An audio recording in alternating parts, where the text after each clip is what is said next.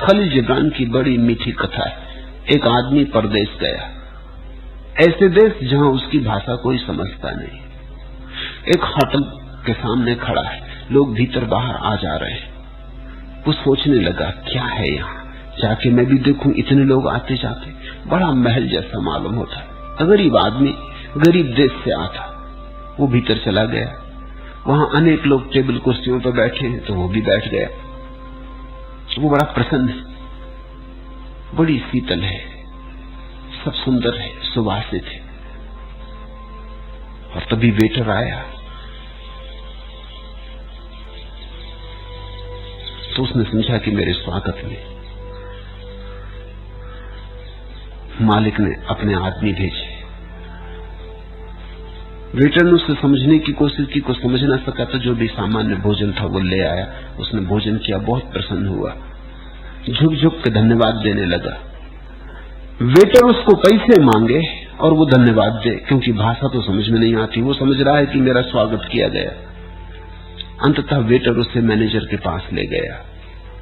Manager भी नाराज होने लगा, लेकिन वो समझ रहा है कि मुझ परदेसी का इतना सम्मान किया जा रहा। फिर उसे भेजा गया अदालत में। वो यही समझा कि सम्राट के पास भेजा जा रहा। अदालत बड़ी थी और सम्राट जैसा ही लगता था मजिस्ट्रेट, तो बड़ा झुका।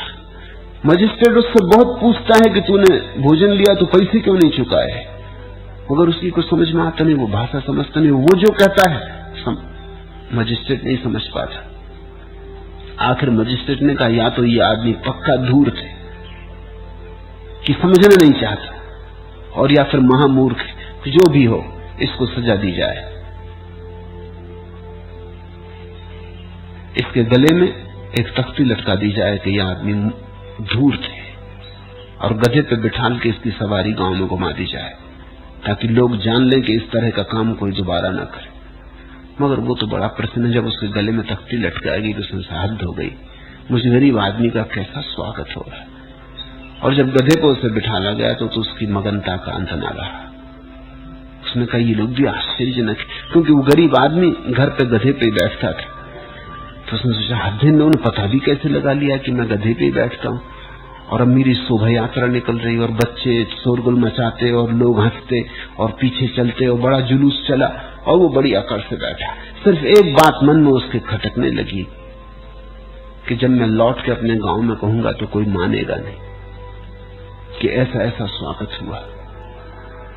आज अगर कोई एक भी आदमी मेरे गांव वाला होता तो मजा आ जाता।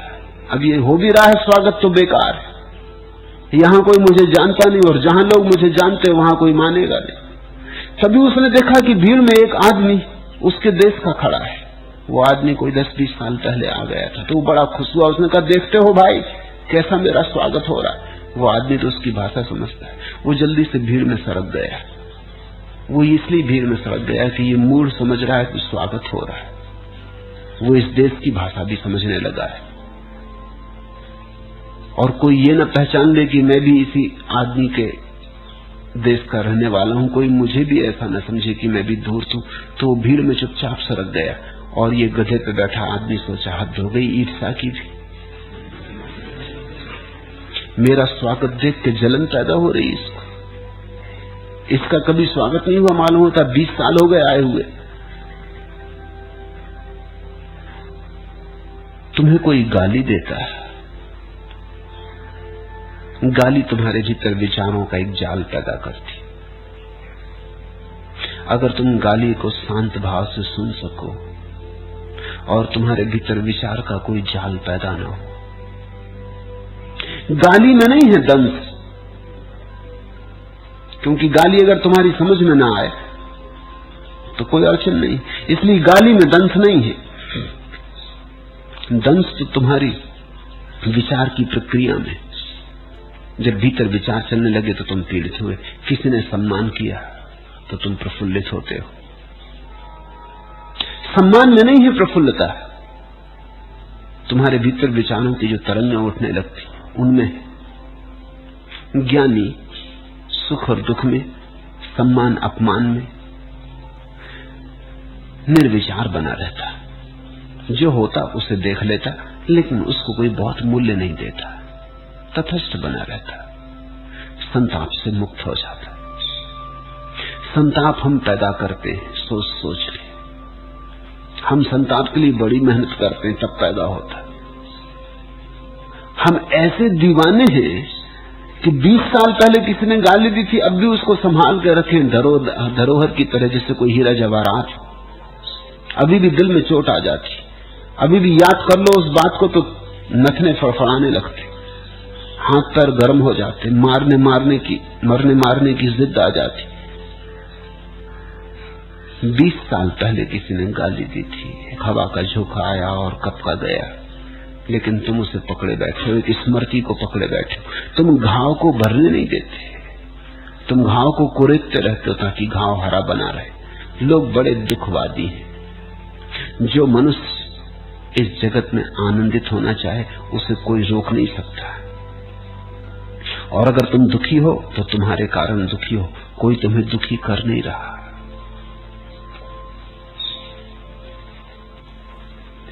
मैंने सुना है एक आदमी किसी गुरु के पास बहुत वर्षों तक रहा। उसने एक दिन देखा कि गुरु पानी पे चल रहा है, वो बड़ा चमत्कृत हुआ। जब गुरु लौट के आया तो उसने पैर पकड़ लिए। चमत्कार से तो लोग बड़े चकित होते।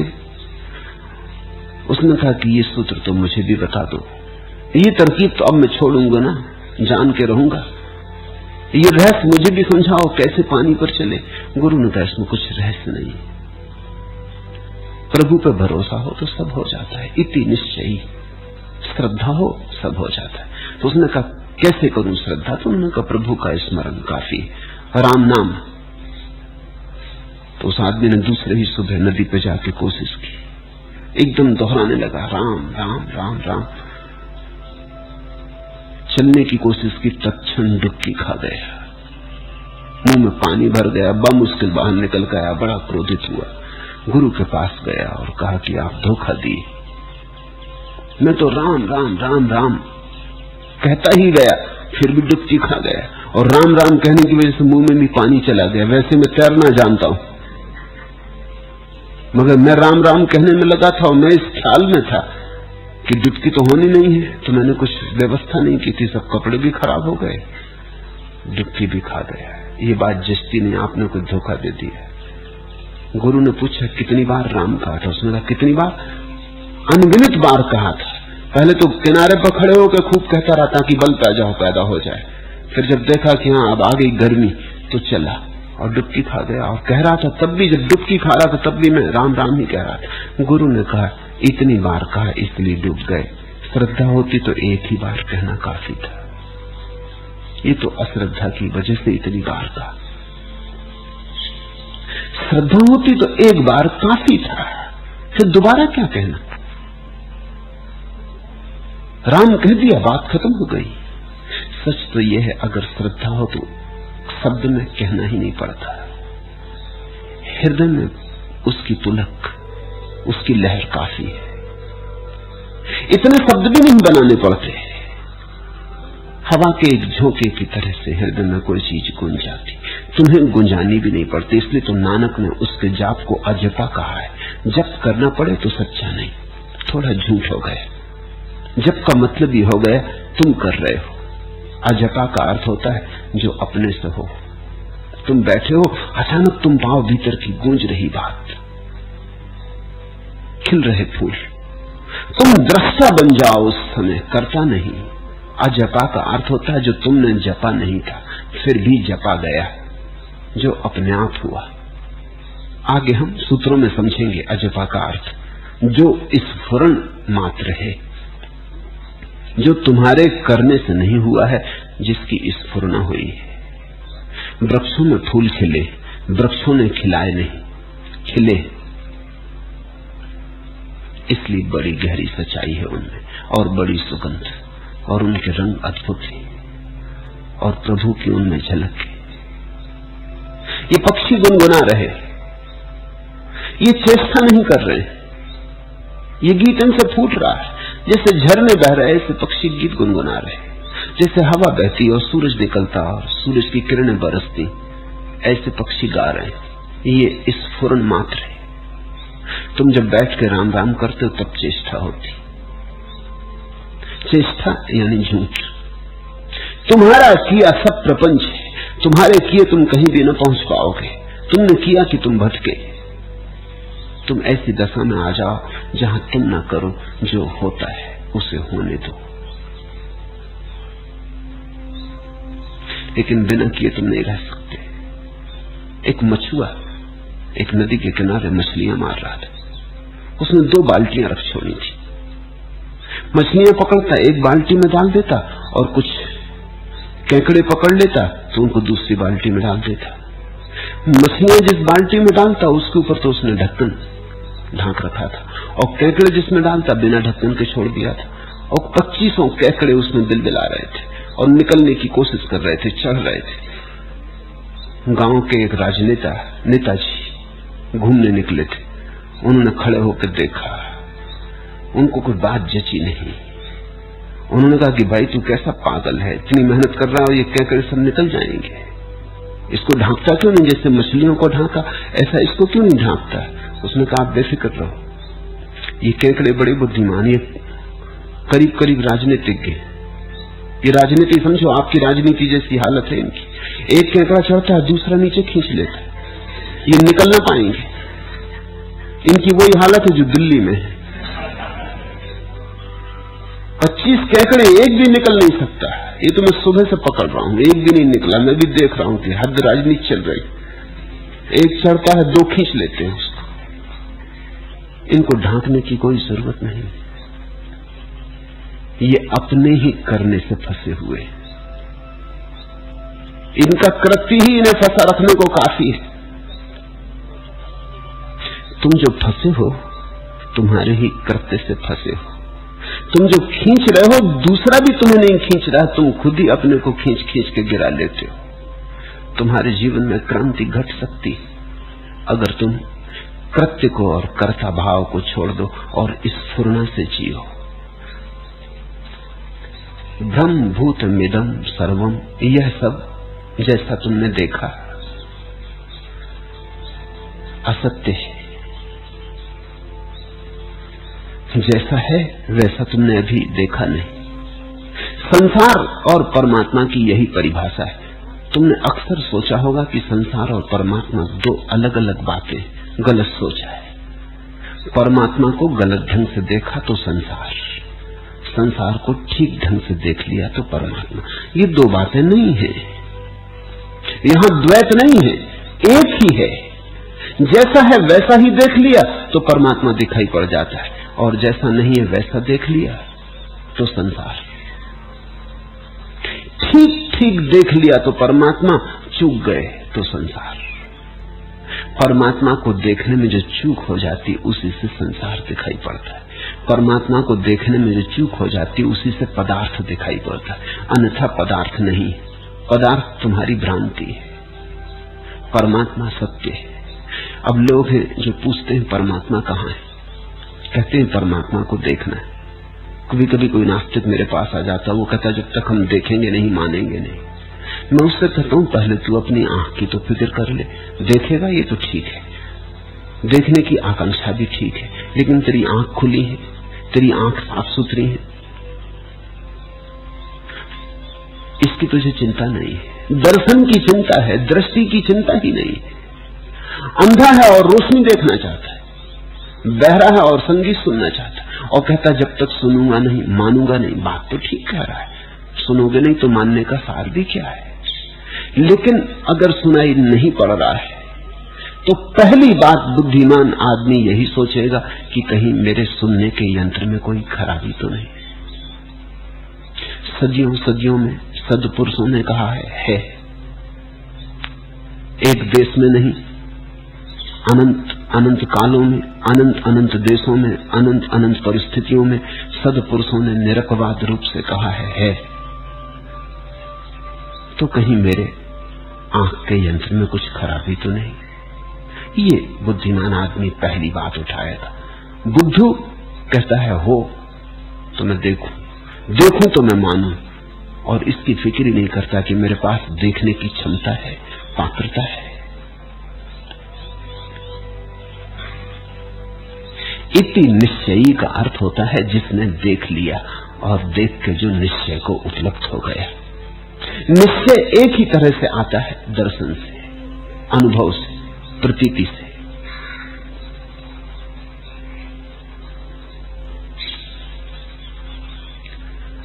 अलक्ष्य स्फुरना शुद्धा स्वभावे नैव साम्यति, और अलक्ष्य स्फुरन वाला शुद्ध पुरुष स्वभाव से शांत होता। ये शब्द बड़ा अद्भुत है, अलक्ष्य स्फुरन वाला। इसे समझ लिया तो अष्टावक्र का सब सारभूत समझ लिया। हम तो जीते हैं अपनी चेष्टा से,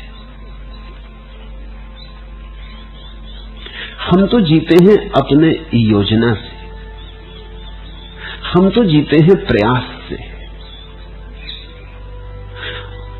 जीने की ये जो हमारी चेष्टा है, ये जो प्रयास है, यही हमें तनाव से भर देता है, संताप और चिंता से भर देता है।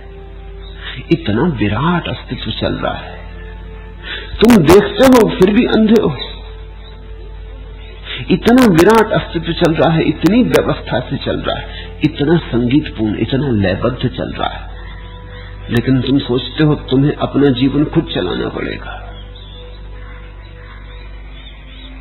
कहा है मलूक ने, अजगर करे न चाकरी, पंछी करे न काम, दास मलूका कह गए सबके दाता राम।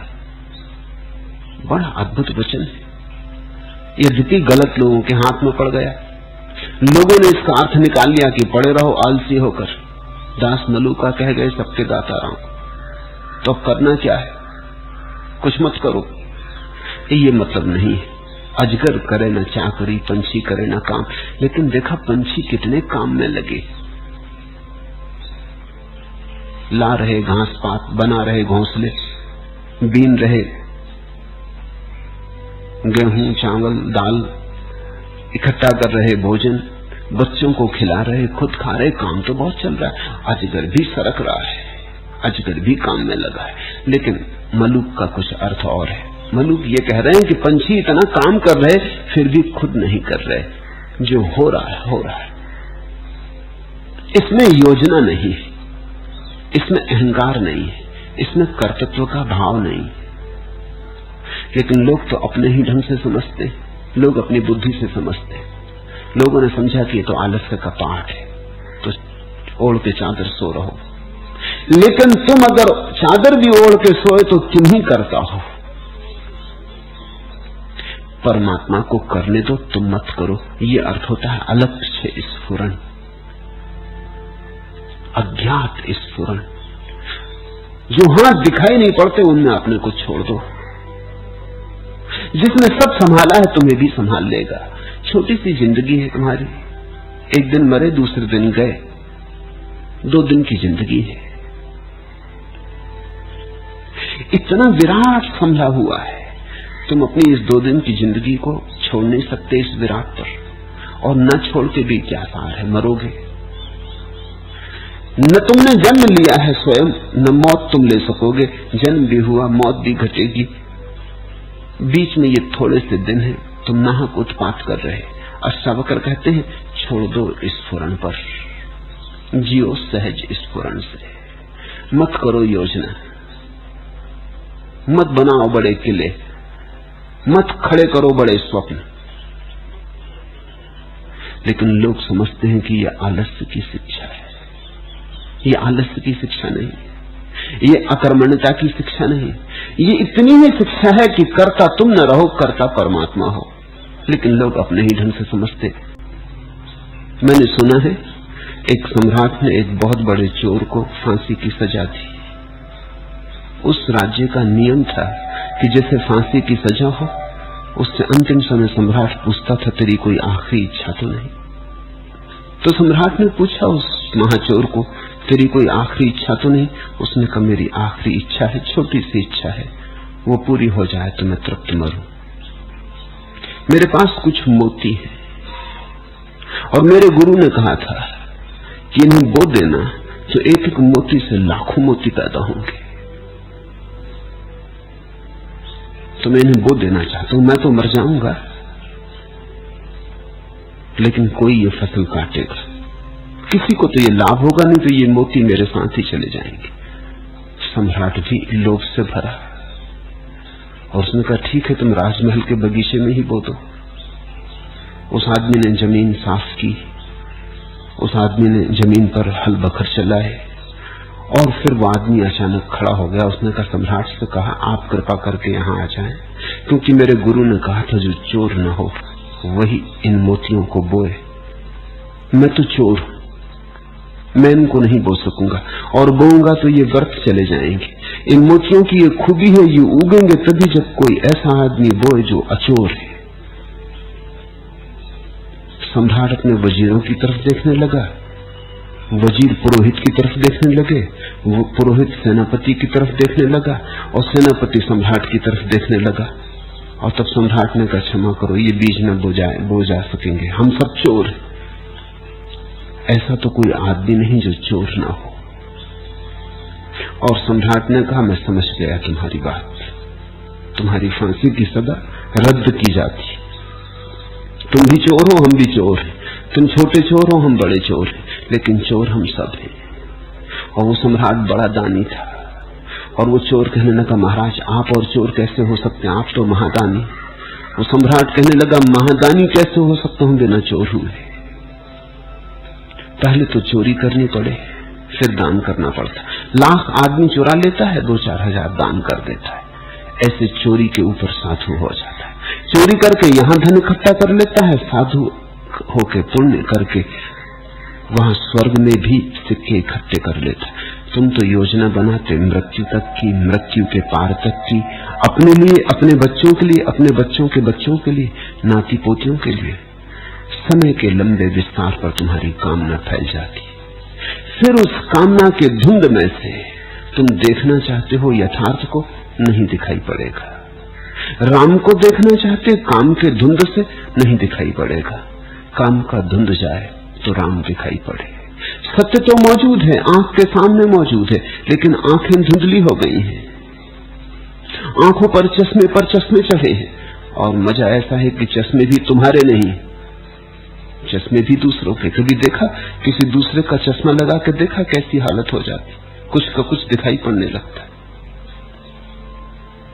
और तुम्हारी आंख पर एक आध चश्मा नहीं है दूसरों का, न मालूम कितने चश्मे, बुद्ध के, महावीर के, कृष्ण के, मोहम्मद के, जरथुस्त्र के, चश्मे पे चश्मे तुमने हर जगह से इकट्ठे कर लिए। सदियों सदियों के चश्मे, वो सब तुम लगाए बैठे हो, और उनके माध्यम से तुम देखना चाहते हो जो है उसे नहीं। प्रपंच हो जाता, सब झूठ हो जाता है, सब विकृत कुरूप। प्रपंच का अर्थ होता है आंख शुद्ध न थी और देखा, और आंख ही शुद्ध न हो तो फिर तुम जो भी देखोगे वो गलत हो गया। यही माया का अर्थ है। माया का ऐसा अर्थ नहीं है कि जो चारों तरफ है वो झूठ है। जैसा तुमने देखा वैसा नहीं है, जैसा तुमने देखा वैसा झूठ है। ये पत्थर, पहाड़, ये सूरज, चांद, तारे, ये झूठ नहीं है, लेकिन तुमने जैसा देखा वैसा झूठ है। कभी देखा रात चांद निकला हो, पूर्णिमा का चांद हो, शरद का चांद हो, और अगर तुम दुखी हो तो चांद भी लगता है रो रहा है। चांद क्या खाक रोएगा, लेकिन तुम रो रहे हो, तुम्हारी आंखें आंसू से भरी, तुम्हारी प्रेयसी खो गई कि तुम्हारा प्रेमी खो गया, कि तुम्हारा बेटा मर गया। तुम चांद की तरफ देखते हो, लगता चांद से आंसू टपक रहे, तुम्हारे आंसू चांद पर आरोपित हो जाते। और हो सकता है तुम्हारे ही पड़ोस में किसी को उसकी प्रेयसी मिल गई हो, उसका मित्र घर आया हो, वो आनंद मगन हो रहा हो। वो चांद को देखेगा तो देखेगा चांद मुस्कुरा रहा, नाच रहा, गीत गुनगुना रहा। एक ही चांद को देखते तुम दोनों, लेकिन दोनों की आंखें अलग है, दोनों की भावदशा अलग है। भावदशा आरोपित हो जाती, फिर चांद नहीं दिखाई पड़ता, वही दिखाई पड़ता है जो तुम्हारे भीतर है। जब तक हमारे भीतर प्रक्षेपण, प्रोजेक्टर मौजूद है, तब तक हम जो भी देखेंगे वह झूठ हो जाएगा। ब्रह्म भूतमिदं सर्वम। और ये जो सब तुम्हें अब तक दिखाई पड़ा है, ये सब बिल्कुल असत्य है। समझ लेना ठीक से, इसका ये मतलब नहीं कि ये नहीं है, कि तुम जाओगे तो दीवार से निकलना चाहोगे तो निकल जाओगे, सब टूट जाएगा। दीवार है, इस भ्रांति में मत पड़ना। लेकिन जैसा तुम देखते हो वैसा नहीं है। तुम्हारे देखने में भूल है, सत्य के होने में जरा भी भूल नहीं है। जिस दिन तुम्हारी आंखें निर्मल हो जाएंगी, ध्यान पूरित हो जाएंगे, जिस दिन तुम्हारी आंखों पर दूसरों के चश्मे न रह जाएंगे, पक्षपात के, शास्त्र के, सिद्धांत के, हिंदू, मुसलमान, ईसाई, बौद्ध, जैन के, जिस दिन तुम्हारी आंख पर कोई चश्मे न होंगे, तुम्हारी आंख खुली और नग्न होगी और तुम मुक्त आंख से देखोगे, और आंख के पीछे छिपी हुई वासना का कोई प्रोजेक्टर, कोई प्रक्षेपण यंत्र न होगा, उस दिन जो दिखाई पड़ेगा वही परमात्मा है। उस दिन सत्य को जाना, उस दिन भ्रम छूटा। यह सब प्रपंच है, यह कुछ भी नहीं है, ऐसा निश्चय पूर्वक जानकर। शास्त्र परंपरागत होता ही नहीं। शास्त्र हो तो परंपरागत हो ही नहीं सकता। शास्त्र के आसपास परंपरा बन जाए भला, शास्त्र तो सदा परंपरा से मुक्त है। शास्त्र के पास परंपरा बन गई, उसे तोड़ा जा सकता है, शास्त्र को फिर मुक्त किया जा सकता है। शास्त्र कभी बासा नहीं होता, न पुराना होता है, न प्राचीन होता है, क्योंकि शास्त्र की घटना ही समय के बाहर की घटना है, समय के भीतर की नहीं। अष्टावक्र आज भी वैसे ही नित्य नूतन है जैसे कभी रहे होंगे, और सदा नित्य नूतन रहेंगे। यही तो शास्त्र की महिमा है, शाश्वत, सनातन और फिर भी नित्य नूतन। हाँ, धूल जम जाती है समय की, तो धूल जम जाने के कारण कोई दर्पण को थोड़ी फेंक देता है, धूल को झाड़ देता है। यही कर रहा हूं, जमी धूल को झाड़ रहा हूं। दर्पण तो वैसा का वैसा है। ये दर्पण ऐसे नहीं जो मिट जाएं, जरा जीर्ण हो जाएं। ये चैतन्य के दर्पण है, ये आकाश जैसे निर्विकार दर्पण है।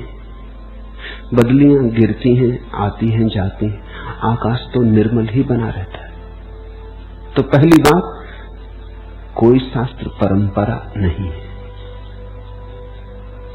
शास्त्र के आसपास परंपरा निर्मित होती जरूर। तो परंपरा को तोड़ने का उपाय कर रहा हूं।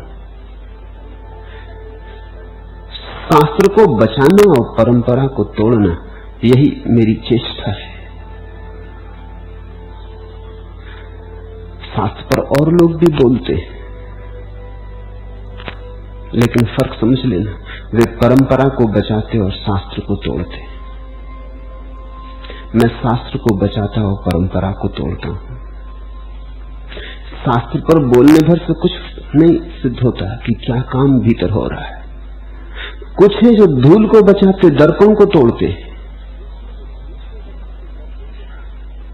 वे भी शास्त्र पर बोलते, मैं भी शास्त्र पर बोल रहा हूं, लेकिन दर्पण को बचा रहा हूं, धूल को तोड़ रहा हूं।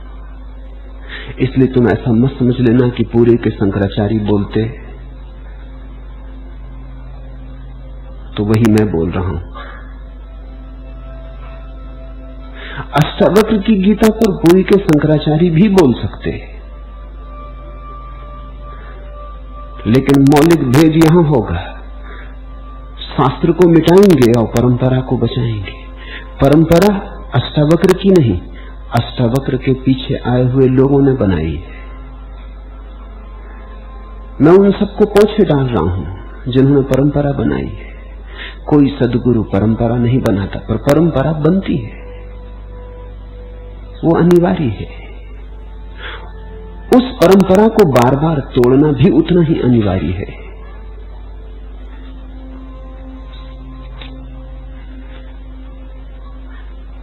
इसलिए समझना, परंपरा को अंधी लाठी से मत पीटो, उसमें बहुत कुछ है जो जीवन है, जीवनदायक है।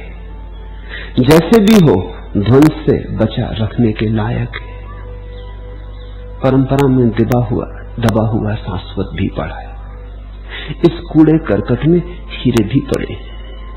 परंपरा को अंधी लाठी से मत पीटो, उसमें बहुत कुछ है जो जीवन है, जीवनदायक है। जैसे भी हो ध्वंस से बचा रखने के लायक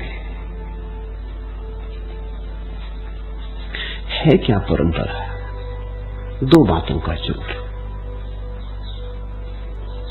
परम ज्ञानी का अनुभव और अज्ञानियों का परम ज्ञानी के आसपास इकट्ठा हो जाना।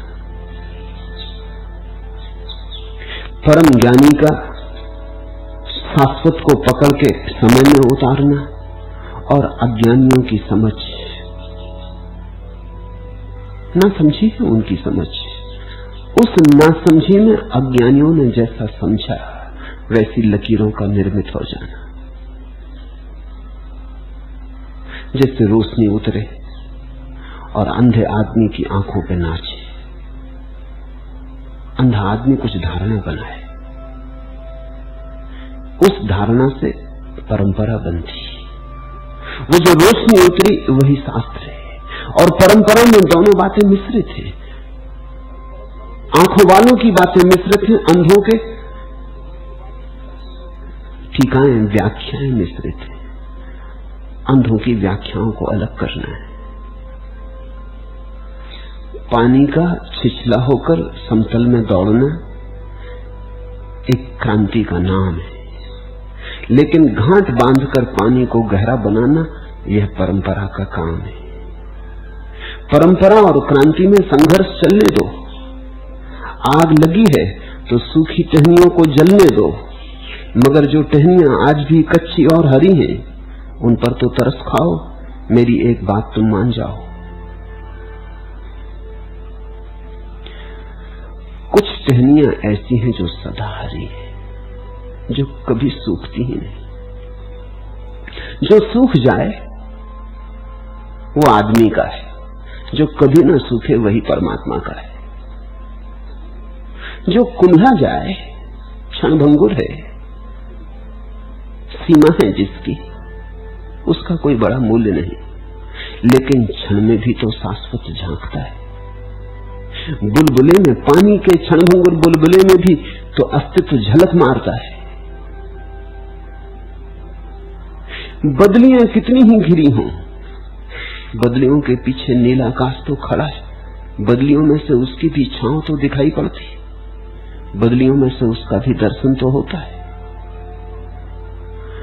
जैसे ही कोई सद्गुरु कुछ कहता है, कहा शब्द बने, कहा किसी ने सुना व्याख्या बनी, कहा कोई पीछे चला। चलने वाला अपनी समझ से चलेगा, उसकी समझ मिश्रित हो जाएगी, फिर सदियां बीतती जाती। अष्टावक्र को हजारों साल हुए, इन हजारों साल में हजारों लोगों ने अपना अपना सब जोड़ा, अपनी अपनी व्याख्याएं, अपने अपने अर्थ डाले, उस सबसे विकृति हो गई। इस हजारों साल की प्रक्रिया में जो हुआ है उसे हम काट दें तो अष्टावक्र आज यही इसी क्षण ताजे प्रकट हो जाते। फिर परंपरा का भी उपयोग है, एकदम व्यर्थ नहीं। मैं तुमसे कुछ कह रहा हूं, अगर इसकी कोई परंपरा न बचे, इसकी कोई परंपरा न बने, तो ये क्रांति बिल्कुल खो जाएगी। यही तो जीवन का अद्भुत विरोधाभास है। क्रांति को भी टिकने के लिए परंपरा बनना पड़ता है, और परंपरा बन के क्रांति खो जाती है। लेकिन परंपरा की परतों के नीचे कहीं दिया जलता रहता है, और जब भी कोई सजग व्यक्ति ठीक चेष्टा करेगा तो परतों को तोड़कर फिर उस दिए को, जलते हुए दिए को फिर प्रकट कर देगा, फिर रोशनी प्रकट हो जाएगी। परंपरा तो ऐसे है जैसे बीज के आसपास खोल होती, मजबूती से बीज को बचाती, रक्षा करती, क्योंकि बीज तो कोमल है। अगर खोल ना हो बचाने को तो कभी का नष्ट हो जाता। भूमि में पहुंचने के पहले, ठीक ऋतु के आने के पहले, वर्षा के बादल घुमड़ते उसके पहले नष्ट हो गया होता है। वो जो खोल है बीच की, वो उसे बचाए रखती है। लेकिन कभी कभी खोल इतनी मजबूत हो सकती है कि जब ठीक मौसम भी आ जाए और बादल घिर उठे और मोर नाचने लगे, भूमि भी मिल जाए और तब भी खोल कहे मैंने तुझे बचाया, मैं बचाए ही रहूंगी, अब तुझे मैं छोड़ नहीं सकती, खतरा है, तो जो रक्षक था वो भक्षक हो गया। परंपरा बचाती। अगर परंपरा न होती तो अष्टावक्र के ये वचन बचते नहीं। इनको बचाया परंपरा ने। बिगाड़ भी परंपरा रही है, बचाया भी परंपरा ने। इस बात को ठीक से ख्याल में लेना। अगर परंपरा न बनती तो अष्टावक्र के वचन खो गए होते, बहुत सद्गुरुओं के वचन खो गए। मखली गोसाल के कोई वचन आज मौजूद नहीं। वो महावीर की हैसियत का ही व्यक्ति रहा होगा। जिसकी आलोचना महावीर को करनी पड़ी, बार बार करनी पड़ी है, वो आदमी हैसियत का रहा होगा, लेकिन उसके कुछ वचन नहीं बचे, कोई परंपरा नहीं बनी। तो अब उसे आज छुड़ाने का कोई उपाय नहीं। बन जाती परंपरा तो कारागृह में होता मखली गोसाल, लेकिन दरवाजे तोड़ सकते थे, ताले खोल सकते थे, सिंह से गला सकते थे, उसे मुक्त कर लेते। महावीर को अभी मुक्त किया जा सकता है, जैनों के कारागृह से मुक्त किया जा सकता है, बुद्ध को मुक्त किया जा सकता है। मखली गोसाल को कैसे मुक्त करो? मखली गोसाल के आसपास कारागृह बना ही नहीं। मखली गोसाल खो गया। ऐसे ही अजित केस कंदली खो गया। ऐसे ही और न मालूम कितने सदगुरु जिन्होंने जाना, उनके आसपास परंपरा नहीं बनी तो खो गए। अब ये मजे की बात है, जिनके पास परंपरा बनी वो परंपरा में दब गए, और जिनके पास परंपरा नहीं बनी वो तो बिल्कुल खो गए। तो धन्यभागी है वो जिनके आसपास परंपरा बनी, कुछ तो बचे। कितनी ही परतों में दबे हों, लेकिन है तो कोई न कोई उन परतों को तोड़ सकेगा। तो परंपरा एकदम व्यर्थ नहीं है, बचाती भी है, मारती भी है। परंपरा का उपयोग आना चाहिए तो फिर बचाती, ठीक मौसम में फिर मुक्त कर देती। एक ज़ैन फकीर जापान में मरा, उसका शिष्य रिंझाई बड़ा प्रसिद्ध था, इतना प्रसिद्ध था गुरु से ज्यादा प्रसिद्ध था। सच तो यह है कि रिंझाई के कारण ही गुरु की प्रसिद्धि हुई थी। लाखों लोग इकट्ठे हुए और रिंझाई रोने लगा। गुरु की लाश पड़ी और रिंझाई के आंसू झरने लगे, और रिंझाई के आसपास जो लोग थे उन्होंने कहा ये क्या करते हो, तुम्हें लोग रोता देखेंगे तो क्या सोचेंगे, बुद्ध पुरुष कहीं रोते? तो रिंझाई ने कहा तो समझ लो कि मैं बुद्ध पुरुष नहीं, मगर अब रोना हो रहा है तो क्या करूं। मेरे गुरु ने एक ही बात मुझे सिखाई थी कि जो स्वाभाविक हो उसे होने देना। अभी तो आंसू आ रहे, पर लोगों ने कहा तुम ही तो समझाते रहे कि आत्मा अमर है, अब रोते क्यों? रिंझाई ने कहा मैं आत्मा के लिए रो भी कहां रहा हूं, ये शरीर भी बड़ा प्यारा था, आत्मा तो अमर ही है, उसके लिए कौन रो रहा? ये गुरु की देह भी बड़ी प्यारी थी, अब दोबारा इसके दर्शन न हो सकेगी, अब अनंत काल में इसका कभी साक्षात्कार न हो सकेगा।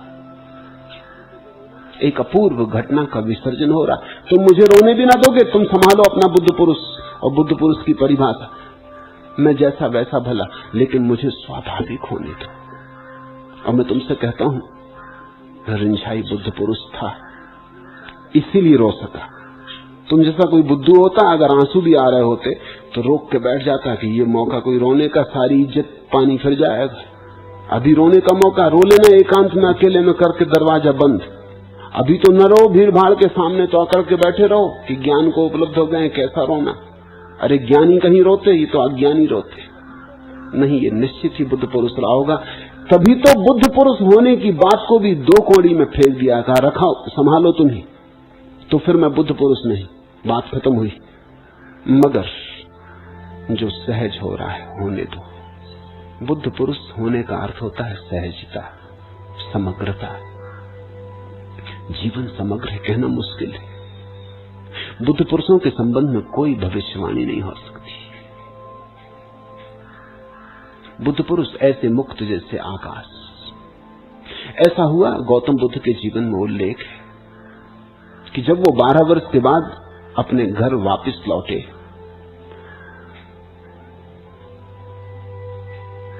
तो स्वभावतः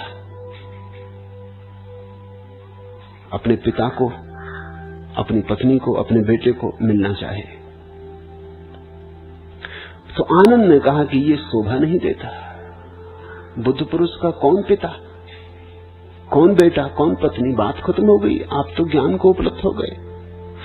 बुद्ध ने कहा मैं तो हो गया, लेकिन वे नहीं हैं अभी उपलब्ध। उनका मोह अभी भी मेरे प्रति है, और मैं तो मुक्त हो गया, लेकिन मेरा ऋण तो कायम।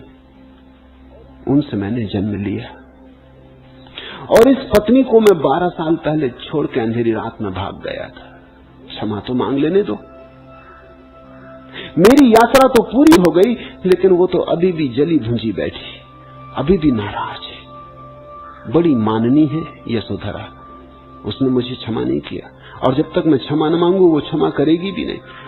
अब मुझे उससे क्षमा मांग लेने दो ताकि वो भी मुक्त हो जाए। ये बात गई गुजरी हो गई, जो हुआ हुआ।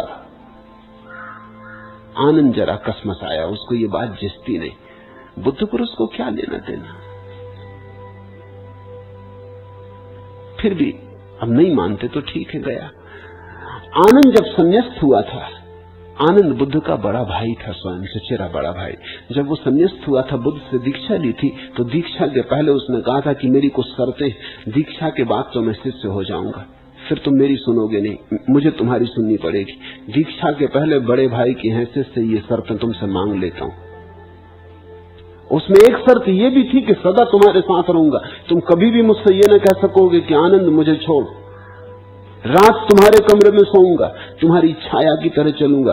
तुम मुझे समझा ना सकोगे कि आनंद जा तो दूसरे गांव में शिक्षा दे लोगों को, मैं कहीं जाने वाला नहीं, मैं तुम्हारे पीछे रहूंगा। ऐसी उसने पहले ही शर्त रख ली थी, बुद्ध ने शर्त मान ली थी। जब वो महल में प्रवेश करने लगे तो बुद्ध ने कहा, आनंद, यशोधरा खुल ना पाएगी अगर तू मौजूद रहा। कुलीन स्त्री है, वो अपना भाव भी प्रकट ना करेगी तेरे सामने। फिर तू मेरा बड़ा भाई है, वो घूंघट कर लेगी, वो रो भी ना पाएगी, नाराज भी ना हो पाएगी, और तेरे सामने तेरी प्रतिष्ठा को ध्यान में रखकर वो कुछ कहेगी भी नहीं। तू कृपा कर, आज तू जरा पीछे रह जा। आनंद ने कहा, ये कैसी बात, बुद्ध पुरुष को पत्नी क्या, पति क्या। पर बुद्ध ने कहा, तू छोड़ फिकर बुद्ध पुरुषों की, मैं किसी परिभाषा से बंधा नहीं, यही उचित मालूम होता। और बात ठीक थी, यशोधरा क्षमा न कर पाती बुद्ध को अगर आनंद मौजूद रहता। जब बुद्ध गए, यशोधरा टूट पड़ी, रोई, चीखी, चिल्लाई, नाराज हुई। उसने कहा कि तुम मुझे छोड़ के भाग गए, तुमने इतना भी भरोसा ना किया कि मुझे जगा के पूछ लेते, क्या तुम सोचते हो मैं मना करती? तुमने इतना भी मेरे प्रेम का भरोसा ना किया, इतना मेरा प्रेम का समादर ना किया। तुम पूछ लेते कि मैं जाता हूं, मैं तुम्हें जाने देती, लेकिन तुम पूछ तो लेते, तुम जगा के कह तो देते, मैं अंतिम क्षण तुम्हारे पैर तो छू लेती। तुमने इतना भी मुझे मौका न दिया, तुमने इतना भी भरोसा न किया। मैं छतरानी हूं, तुम अगर कहते कि तुम्हें अपनी गर्दन भी काटनी है तो मैं तुम्हारे पैर छू के तुमसे कहती कि ठीक है, तुम मालिक हो, तुम मेरे स्वामी हो, मैं तुम्हारी मालिक नहीं, तुम्हें जो ठीक लगे करो। लेकिन तुम भाग गए चोर की तरह। वो मन में कसती है बात, कांटे की तरह सलती है बात। वो खूब नाराज हुई, वो खूब चिल्लाई, वो खूब रोई। इस सब उधेड़ बुन में उसे ख्याल ही न रहा कि बुद्ध चुपचाप खड़े हैं, एक शब्द भी नहीं बोले। तब उसने अपनी आंखों से आंसू पहुंचे और बुद्ध से कहा, आप चुप हैं, बोलते नहीं। बुद्ध ने कहा, मैं क्या बोलूं, क्योंकि जो गया था वो आया नहीं, जिससे तू लड़ रही है वो अब है नहीं, और जो मैं आया हूं उससे तू बिल्कुल अपरिचित है। तू मेरी तरफ देख पागल, जो गया था वो मैं नहीं हूं। देह वैसी लगती होगी तुझे, लेकिन सब बदल गया, आमूल बदल गया हूं, जड़ मूल से बदल गया हूं। ये कोई और ही आया है, ये एक दूसरी ही ज्योति है। मैं तो मिट गया, नया होकर आया हूं। तू मेरी तरफ देख, अब कब तक गुजरे को लेके बैठी रहेगी? जो हुआ हुआ, उठ। जो मुझे हुआ है वो तुझे देने आया हूं। मैंने परम आनंद पाया, तू भी उसकी भागीदार बन। और यशोधरा संन्यास्त हुई। जब यशोधरा संन्यास्त हो गई तो यशोधरा से बुद्ध ने कहा, एक बात तू आनंद को समझा दे। वो चिंतित है। अगर मैं आनंद को लेके आया होता तो तू खुल पाती? वो कहती, कभी नहीं खुल पाती। मैं तुम्हें फिर कभी क्षमा न कर पाती। एक तो चोर की तरह भाग के गए और जब आए तो भीड़ भाड़ लेके आए ताकि मैं कुछ कह न सकूं। आनंद की मौजूदगी में मैं चुपचाप रह जाती। मैंने अपने हृदय के छाले तुम्हें न दिखाए होते। बात खत्म हो गई थी। तुमने फिर मेरा भरोसा नहीं किया। तुम फिर किसी को लेके आ गए, आड़ की तरह, बीच में पर्दे की तरह। बुद्ध पुरुष की कोई परिभाषा नहीं। फिर कोई एक बुद्ध पुरुष थोड़ी हुआ है कि परिभाषा हो जाए। सब बुद्ध पुरुष अनूठे होते। कृष्ण अपनी तरह, राम अपनी तरह, बुद्ध अपनी तरह, महावीर अपनी तरह, जीसस अपनी तरह, मोहम्मद अपनी तरह। इतने फूल खिलते हैं इस पृथ्वी पर, इतने भिन्न भिन्न। जूही है और बेला है और चंपा है और चमेली और गुलाब और कमल, और सब अलग अलग।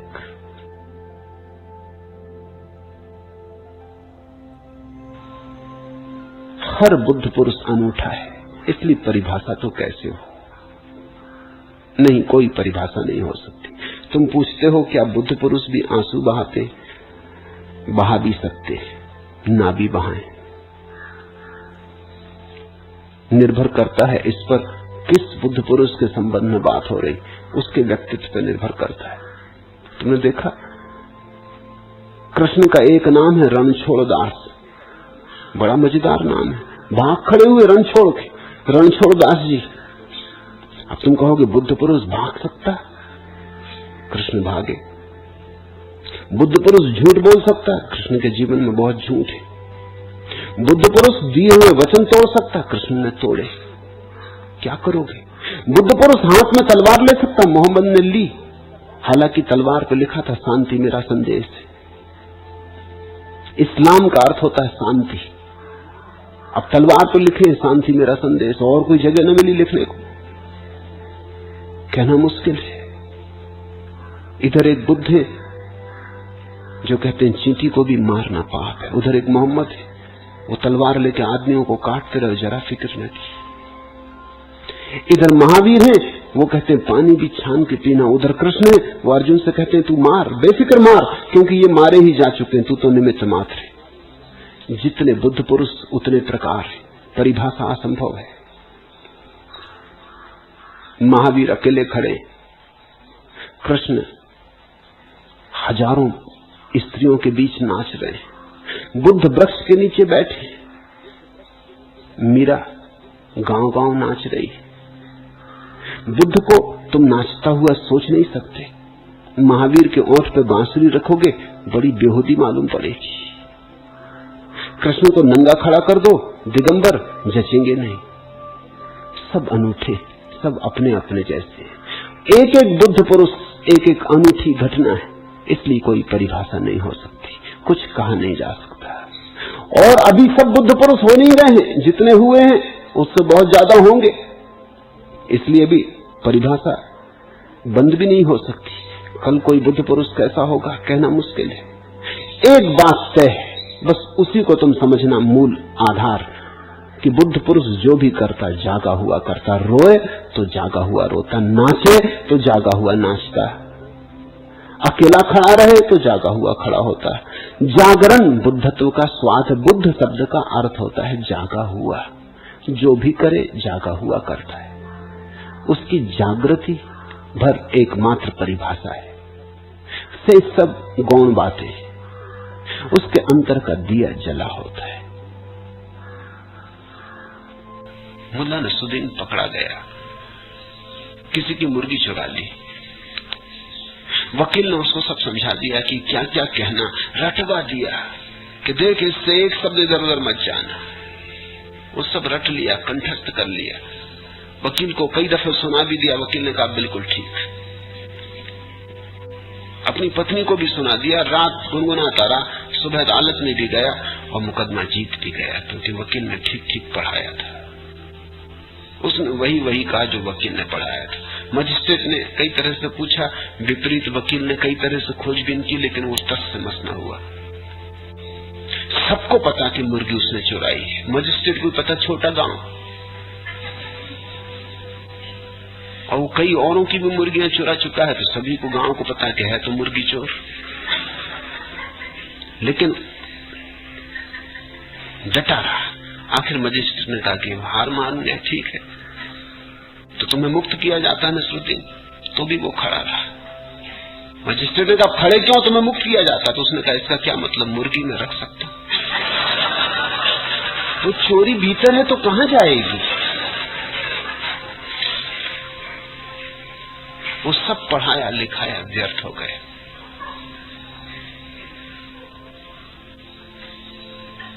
आदमी कितना ही ऊपर से आरोपण कर ले, कोई न कोई बात भीतर से फूट ही पड़ती, खबर दे जाती। तुम कितने ही शांत बनो ऊपर से, तुम कितने ही सज्जन बनो, तुम कितने ही सुशील बनो, तुम कितना ही अभिनय करो, कोई न कोई बात कहीं न कहीं से बह के निकल आएगी, क्योंकि तुम जो हो उसको ज्यादा देर झुठलाया नहीं जा सकता। गुरजीएफ कहता था कि मेरे पास कोई आदमी 3 घंटे रह जाए तो मैं जान लेता हूं क्या है उसकी असलियत, क्योंकि 3 घंटे तक भी अपने झूठ को खींचना मुश्किल हो जाता है। इसलिए तो धोखा होता है। जिनसे तुम रास्ते पे मिलते हो, जिनसे सिर्फ संबंध जयराम जी का है, उनको तुम समझते हो बड़े सज्जन। रास्ते पे मिले, जयराम जी कर लिए, अपने अपने घर चले गए। उतनी देर के लिए आदमी संभाल लेता है। मुस्कुरा दिया, तुम्हें देख के प्रसन्न हो गया, बाग हो गया, और तुमने कहा कैसा भला आदमी। जरा पास आओगे तब भलाई बुराई पता चलनी शुरू होगी, निकट आओगे तब कठिन होने लगेगा। यही तो रोज सारी दुनिया में होता है। किसी स्त्री के प्रेम में पड़ गए, कोई स्त्री तुम्हारे प्रेम में पड़ गई, तब दोनों कितने सुंदर, और दोनों का प्रेम कैसा अद्भुत। ऐसा कभी पृथ्वी पे हुआ नहीं, कभी होगा भी नहीं। फिर विवाह कर लो, फिर धीरे धीरे जमीन पर उतरोगे, असलियत प्रकट होना शुरू होगी।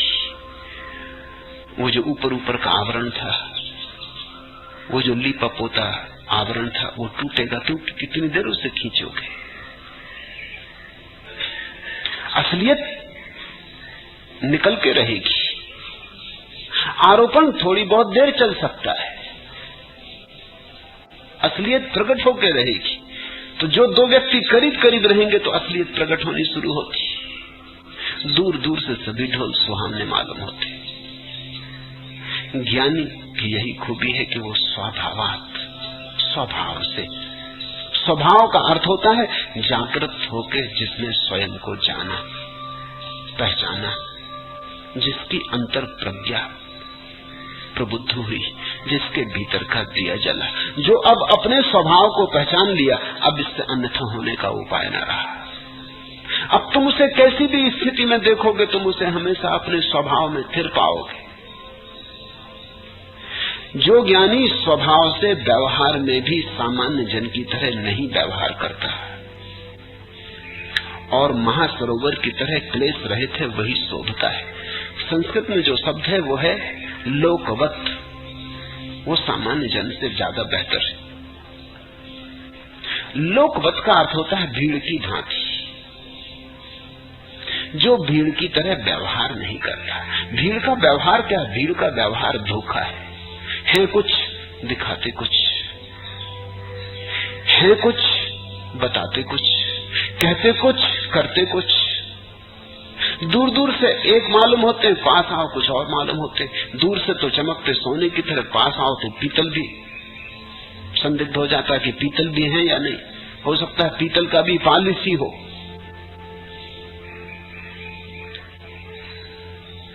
भीड़ का व्यवहार धोखे का व्यवहार है, प्रवंचना का व्यवहार है। ज्ञानी सहज होता, नग्न होता, जैसा है वैसा ही होता। रुचे तो ठीक, न रुचे तो ठीक। तुम्हारे कारण ज्ञानी अपने को किन्हीं ढांचों में नहीं ढालता। तुम्हारी अपेक्षाओं के अनुकूल व्यवहार नहीं करता, जैसा है वैसा ही व्यवहार करता है, रुचे ठीक ना रुचे ठीक। ज्ञानी तुम्हें देखकर व्यवहार नहीं करता, अपने स्वभाव से व्यवहार करता है। शायद बहुतों को ना भी रुचे, क्योंकि जो झूठ में बहुत पारंगत हो गए उनको ये सच्चाई न रुचेगी। जो झूठ में बहुत कुशल हो गए हैं उनको इस सच में खतरा मालूम पड़ेगा, उनको उनके झूठ के टूट जाने का भय मालूम पड़ेगा। इसलिए ज्ञानियों पर भीड़ सदा नाराज रहती है। हाँ, जब ज्ञानी मर जाते हैं तब उनकी पूजा करती, क्योंकि मरे ज्ञानियों में कोई खतरा नहीं। जीवित ज्ञानी के सदा भीड़ विरोध में रहती, रहेगी ही, क्योंकि जीवित ज्ञानी की मौजूदगी ही बताती है कि भीड़ झूठ है। और जीवित ज्ञानी के पास आके तुम्हें अपनी असली तस्वीर दिखाई पड़ने लगती। जीवित ज्ञानी कसौटी है, उसके पास आते पता चल जाता है कि तुम सोना हो कि पीतल, और कोई मानने को तैयार नहीं होता कि पीतल है। जानते हो फिर भी मानने को तैयार नहीं होते कि पीतल हो। जानते हो कि पीतल हो, लेकिन फिर भी घोषणा करते रहते स्वर्ण होने की। जितना पता चलता है पीतल है, उतने ही जोर से चिल्लाते हो कि स्वर्ण हो। अपने को बचाना तो होता है, अहंकार अपनी सुरक्षा तो करता है। इसलिए ज्ञानी से लोग नाराज होते। महावीर नग्न खड़े हो गए। ये समस्त ज्ञानियों का व्यवहार, चाहे उन्होंने कपड़े उतारे हो या न उतारे हो, लेकिन समस्त ज्ञानी नग्न खड़े हो जाते, जैसे हैं वैसे खड़े हो जाते हैं, बालवत, स्वाभाविक। जो ज्ञानी स्वभाव से व्यवहार में भी लोकवत व्यवहार नहीं करता, जो साधारण स्थितियों में भी भीड़ का आचरण अंधानुकरण नहीं करता, जिसके होने में एक निजता है, जिसके होने में अपने स्वभाव की एक धारा है, स्वच्छंदता है, जिसका स्वयं का गीत है, जो तुम्हारे अनुसार अपने को नहीं ढालता। अब तुम जरा देखो, तुम्हारे मुनि हैं, तुम्हारे महात्मा हैं, वो तुम्हारे अनुसार अपने को ढाले बैठे, इसलिए तुम उनकी पूजा कर रहे हो। एक स्कूल में एक शिक्षक ने अपने बच्चों से पूछा कि अगर एक घर के भीतर आंगन में 10 भेड़ें बंद हो और एक छलांग लगा के दीवार से बाहर निकल जाए तो कितनी भीतर रहेंगी? एक बच्चा जोर से हाथ हिलाने लगा, उसने कभी हाथ हिलाया भी न था। वो बच्चा सबसे ज्यादा कमजोर बच्चा था। शिक्षक बड़ा खुश हुआ, उसने कहा अच्छा पहले तू उत्तर दे। उसने कहा एक भी न बचेगी। शिक्षक ने कहा पागल हुआ, मैं कह रहा हूं 10 भेड़ें भीतर और एक छलांग लगा के निकल जाए तो भीतर कितनी बचेंगी? तुझे गणित आता है कि नहीं? तुझे गिनती आती कि नहीं? उस छोटे लड़के ने कहा कि गिनती आती हो या ना आती हो, भेड़ें मेरे घर में, मैं भेड़ों को जानता हूं। एक छलांग लगा गई, सब लगा गए। गणित तुम समझो, भेड़ों को मैं समझता हूं। और भेड़ें गणित को नहीं मानती। भेड़ तो अनुकरण से जीती है, भीड़ भेड़ है। सदगुरु तुम्हें भीड़ से मुक्त कराता है, सदगुरु तुम्हें समाज के पार ले जाता है, सदगुरु तुम्हें शाश्वत के साथ जोड़ता है। समाज तो सामयिक है, क्षणभंगुर, रोज बदलता रहता, आज कुछ कल कुछ, नीति बदलती, इसकी शैली बदलती, इसकी ढंग ढांचा बदलता, इसका व्यवस्था रोज बदलती रहती है। सदगुरु तुम्हें उससे जोड़ा देता है जो कभी नहीं बदलता, जो सदा जैसा था वैसा है, वैसा ही रहेगा। सदगुरु तुम्हें परमात्मा से मिलाता है और परमात्मा ही तुम्हारा आत्यंतिक स्वभाव है। इसलिए हम सदगुरु को मनोवैज्ञानिक नहीं कहते और मनोवैज्ञानिक सदगुरु नहीं है। फिर ये भी ख्याल रखना, मनोवैज्ञानिक के पास तुम जाते हो जब तुम रुग्ण होते हो, सदगुरु के पास तुम तब जाते हो जब तुम सब भांति स्वस्थ होते हो और अचानक पाते हो जीवन में कोई अर्थ नहीं। इस भेद को ख्याल रखना। मेरे पास लोग आ जाते हैं कभी, वो कहते हैं कि हमारे सिर में दर्द है। मैं कहता हूं डॉक्टर के पास जाना चाहिए। कोई कहता है कि तबीयत खराब रहती है तो चिकित्सा करवानी चाहिए। मैं इसलिए यहां नहीं हूं कि तुम्हारी तबीयत खराब रहती है उसका मैं इंतजाम करूं, तो डॉक्टर किस लिए? जिसका काम वो करे। तुम मेरे पास तब आओ जब सब ठीक हो, और फिर भी तुम पाओ कि कुछ भी ठीक नहीं। धन है, पद है, प्रतिष्ठा है, और हाथ में राख ही राख। सफलता मिली है और हृदय में कुछ भी नहीं, एक फूल नहीं खिला, एक गीत नहीं उमगा, कंठ सूखा का सूखा रह गया। बाहर सब हरियाला हरियाला है और भीतर सब मरुथल है, और एक भी मरुद्धान का पता नहीं, जरा भी छाया नहीं, धूप ही धूप, तड़फन ही तड़पन। जब तुम्हारे पास सब हो और तुम पाओ कि कुछ भी नहीं है, तब खोजना सद्गुरु को। जब तुम्हारी सफलता असफलता सिद्ध हो जाए, तब खोजना सद्गुरु को। जब तुम्हारा धन तुम्हारे भीतर की निर्धनता बता जाए, तब खोजना सद्गुरु को। जब तुम्हारी बुद्धिमानी बुद्धूपन सिद्ध हो जाए, तब खोजना सद्गुरु को। सद्गुरु के पास जाना ही तब जब ये जीवन व्यर्थ मालूम होने लगे, तो वो किसी और जीवन की तरफ तुम्हें ले चले, किसी नए आयाम की यात्रा कराए। मनोवैज्ञानिक के पास तुम जाते हो तो तुम्हारा संबंध वही है जो तुम चिकित्सक के पास जाते हो। चिकित्सक तुम्हारा गुरु नहीं है। तुम्हारे पैर में चोट लग गई, तुम डॉक्टर के पास गए, उसने मलहम पट्टी कर दी। डॉक्टर तुम्हारा गुरु नहीं है। गुरु एक प्रेम का संबंध है, अपूर्व प्रेम का संबंध है। गुरु इस जगत में सबसे गहन प्रेम का संबंध है। उसने तुम्हारे पैर पर मलहम पट्टी कर दी, तुमने उसकी फीस चुका दी, बात खत्म हो गई। गुरु से जो नाता है वो हार्दिक है। तुम कुछ भी चुका के गुरु ऋण चुका ना पाओगे। जब तक कि तुम उस अवस्था में ना आ जाओ जहां तुम्हारे भीतर छिपा गुरु प्रकट ना हो जाए, तब तक गुरु ऋण नहीं चुकेगा। तो गुरु का संबंध कुछ किसी और दिशा से। तुम्हारे हृदय में एक उमंग उठती, किसी के पास होकर तुम्हें झलक मिलती परम सत्य की, कोई तुम्हारे लिए झरोखा बन जाता। किसी के पास रहकर तुम्हें संगीत सुनाई पड़ता शाश्वत का। तुम्हारे मन में बड़ा शोरगुल है, लेकिन फिर भी किसी के पास क्षण भर को तुम्हारा मन ठहर जाता और शाश्वत को जगह मिलती। किसी के पास तुम्हें स्वर सुनाई पड़ने लगते, दूर के पार के, तारों के पार से जो आते, और किसी की मौजूदगी में तुम्हारे भीतर कुछ उठने लगता, कुछ सोया जगने लगता। सद्गुरु कैटालिटिक एजेंट है, उसकी मौजूदगी में कुछ घटता है। सद्गुरु कुछ करता नहीं, मनोवैज्ञानिक कुछ करता है, मनोवैज्ञानिक तकनीशियन है। सद्गुरु कुछ करता नहीं, उसकी मौजूदगी में कुछ होता है। सद्गुरु करता तो है ही नहीं, क्योंकि करता छोड़ के ही तो वो सद्गुरु हुआ है। उसने प्रभु को कर्ता बना लिया है, खुद तो शून्य हो गया है, निमित्त मात्र, बांस की पोली बांसुरी हो गया है। अब सद्गुरु कुछ करता नहीं, लेकिन उसके पास महत्व घटता है, बहुत कुछ होता है। सद्गुरु को मनोवैज्ञानिक नहीं कहा जा सकता। पहली बात, सद्गुरु वैज्ञानिक नहीं है। अगर सद्गुरु कुछ है तो शायद शाश्वत का कवि है, शायद तुकबंदी ना भी करता हो, शायद छंद में बांधता भी ना हो कुछ, शायद शब्दों और व्याकरण का धनी भी ना हो, शायद मात्राओं का उसे बोध भी ना हो, लेकिन फिर भी सद्गुरु शाश्वत का कवि। इसलिए तो हमने सद्गुरुओं को ऋषि कहा है। ऋषि का अर्थ होता है कवि। उन्होंने जो भी कहा है वो खुद नहीं कहा है, परमात्मा उनसे बोला है। इसलिए तो हमने वेदों को अपौरुषेय कहा है, पुरुष के द्वारा निर्मित नहीं।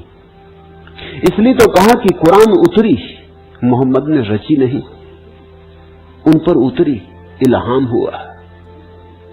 इसलिए तो जीसस कहते हैं कि मैं नहीं बोलता, मेरे भीतर प्रभु बोलता है, ये वचन मेरे नहीं। सद्गुरु शाश्वत की बांसुरी है, और तुम उसके प्रेम में पड़ जाओ, गहन प्रेम में पड़ जाओ, तर्क इत्यादि छोड़ के उसके प्रेम में पड़ जाओ, तो ही कुछ घटेगा। मनोवैज्ञानिक के पास तुम्हें प्रेम में पड़ने की जरूरत नहीं। सच तो यह है, तुम चकित होगे जान के कि फ्रायड, एडलर, जुंग और उनके पीछे आने वाले मनोवैज्ञानिकों की लंबी कतार कहती है कि मरीज अगर प्रेम में पड़ने लगे तो मनोवैज्ञानिक उसे रोके। इसे वो कहते हैं ट्रांसफरेंस। अगर मरीज मनोवैज्ञानिक के प्रेम में पड़ने लगे तो मनोवैज्ञानिक इससे रोके, क्योंकि अगर मरीज प्रेम में पड़ गया और मनोवैज्ञानिक भी मरीज के प्रेम में पड़ गया तो कौन किसकी सहायता करेगा, कैसे सहायता करेगा? फिर तो सहायता असंभव हो जाएगी। देखा कभी एक बड़ा सर्जन, उसकी पत्नी बीमार पड़ जाए, हजारों ऑपरेशन किए हो, उसने अपनी पत्नी का ऑपरेशन नहीं कर पाता, किसी दूसरे सर्जन को बुलाता है, चाहे नंबर 2 सर्जन को बुलाए। नंबर 1 सर्जन नंबर 2 सर्जन को बुला के ऑपरेशन करवाता है, क्योंकि खुद डरता है। प्रेम इतना है कि हाथ कब जाएंगे, घबराहट होगी, चिंता पकड़ेगी कि कहीं सफल हो पाऊंगा कि असफल हो जाऊंगा, पत्नी है कहीं मर न चाहे। इतनी चिंता से घिरा हुआ निश्चिंत न रहेगा, सर्जन कैसे हो पाएगा? नहीं, दूरी चाहिए। सर्जन चाहिए बिल्कुल निरपेक्ष, जिससे कुछ प्रयोजन ही नहीं। तुम जिंदा हो कि मुर्दा, इससे भी प्रयोजन नहीं। तुम बचोगे कि नहीं बचोगे, इसमें भी कोई आग्रह लगाव नहीं। मर गए तो मर गए, बचे तो बचे। वो तो सिर्फ अपना शिल्प जानता है, अपनी कला जानता है, वो अपनी कला का उपयोग कर लेगा। मैंने सुना है एक सर्जन किसी के पेट का ऑपरेशन कर रहा था और उसने अपने सहयोगी को मरीज के सिर के पास खड़ा किया था कि कुछ विशेष घटे तो खबर देना। कोई 10 मिनट बाद सिर के पास खड़े हुए आदमी ने कहा, महानुभाव रुकिए। उसने कहा, बीच में मत टोको। तो वो चुप रहा। फिर उसने कहा कि लेकिन सुनिए तो, मैं क्या कहना चाहता हूं। मेरी तरफ का जो हिस्सा है वो मर चुका है, उस सिर की तरफ का जो हिस्सा है, उसके सहयोगी ने कहा, वो मर चुका है, अब ऑपरेशन आप किए ही चले जा रहे हैं। ये आदमी अब जिंदा नहीं है, अब आप बेकार मेहनत कर रहे हैं। सर्जन को इसका भी पता नहीं होना चाहिए कि जिंदा भी है आदमी के मुर्दा।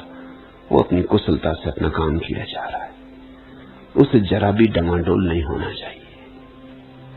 तो फ्रायड ने कहा है कि मरीज और मनोचिकित्सक के बीच किसी तरह का रागात्मक संबंध न बने, अन्यथा मुश्किल हो जाएगी, फिर सहयोग देना मुश्किल हो जाएगा। दूरी रहे। ठीक उल्टी बात सदगुरु के साथ है। अगर रागात्मक संबंध न बने तो इतनी दूरी रहेगी कि कुछ हो ही न पाएगा। रागात्मक संबंध बने तो ही कुछ हो पाएगा। सदगुरु के पीछे तुम पागल हो के प्रेम में पड़ो तो ही कुछ हो पाएगा, मतवाले हो जाओ तो ही कुछ हो पाएगा। ये संबंध प्रेम का है। बुद्ध के जीवन में उल्लेख है, किसा गौतमी नाम की एक सुंदरी युवती का इकलौता बेटा मर गया। उसे बहुत चाहती थी, वही उसका सब कुछ था। वो उसकी लाश को लेके गांव में घूमने लगी। वो द्वार द्वार दस्तक देने लगी कि कोई औषधि हो, कोई तंत्र मंत्र, किसी का आशीष। लोग रोते, उस पर दया करते। सारा गांव उसे प्रेम करता था। वो प्यारी महिला थी। उसका पति भी मर गया था। इसी बेटे के सहारे जीती थी और ये बेटा भी चल बसा। वो बिल्कुल अकेली हो गई। उसने किसी तरह जहर का घूंट पी के पति के मर जाने को स्वीकार कर लिया था, लेकिन अब ये बहुत ज्यादा हो गया। अब उसका आखिरी सहारा भी गया, उसका आखिरी भविष्य भी छिन गया। अब सब तरफ अंधेरा था। किसी ने उसको कहा कि पागल, हमारे द्वारों पर दस्तक देने से क्या होगा, हम खुद दुखी हैं। तू ऐसा कर, बुद्ध आए हुए, तू उनके पास जा। बुद्ध गांव के बाहर ठहरे, शायद उन महात्मा की आशीष से कुछ हो जाए। तो अपने बेटे की लाश को लेकर गई, बुद्ध के चरणों में लाश रख दी और कहा, आप आए हैं, ये देखें, मैं भी जवान हूं, मेरा पति चला गया, ये मेरा बेटा भी गया, आप कुछ करें, मेरे दुख को देखें। वो जार जार रो रही है। बुद्ध ने कहा, ठहर, कुछ करूंगा, कुछ करना ही पड़ेगा। उसकी हिम्मत लौट आई। उसके आंसू सूख गए। उसने कहा कितनी देर लगेगी? बुद्ध ने कहा थोड़ी ही देर लगेगी। तेरे गांव में तू जा, किसी भी घर से 4 दाने चावल के मांग ला, लेकिन ऐसे घर से मांगना जहां कोई मौत कभी घटित न हुई हो। वो भागी, वो तो भूल ही गई कि ये क्या बात बुद्ध ने कही है, ये कहीं होने वाली है। लेकिन जब आदमी अपने दुख में डूबा होता तो कौन गणित लगाता, शायद कोई घर हो जहां मौत कभी न हुई हो। और जब बुद्ध कहते हैं तो जरूर कोई घर होगा। वो घर द्वार मांगने लगी कि 4 दाने गेहूं के मुझे दे दो। लोग बोरियां खोल दी, उन्होंने कहा पूरी बोरी की बोरी ले जा, हम सारा खलिहान तेरे घर पर उंडेल दे, लेकिन क्षमा कर, हमारे दाने काम ना आएंगे। हमारे घर में तो बहुत मौतें हो चुकी, जिंदा तो बहुत कम है, मरे बहुत है। हमारे बाप मरे, बाप के बाप मरे, माँ मरी, माँ की माँ मरी, हमारे भाई मरे, किसी की पत्नी मरी, किसी के पति मरे, किसी के बेटे, किसी की बेटी। मुर्दों की संख्या ज्यादा है, वे लोग कहने लगे, जिंदा तो बहुत कम है, 2-4 बचे, लाखों मरे। घर घर घूमते घूमते लेकिन एक बात उसकी समझ में साफ होने लगी कि मौत तो घटती ही है, हर घर में घटती है, हर आदमी को घटती है। मेरे साथ अपवाद नहीं हो सकता। पूरे गांव में मांगते मांगते किस्सा गौतमी समाधि को उपलब्ध हो गई। जब वो लौट के आई तो परम शांत थी।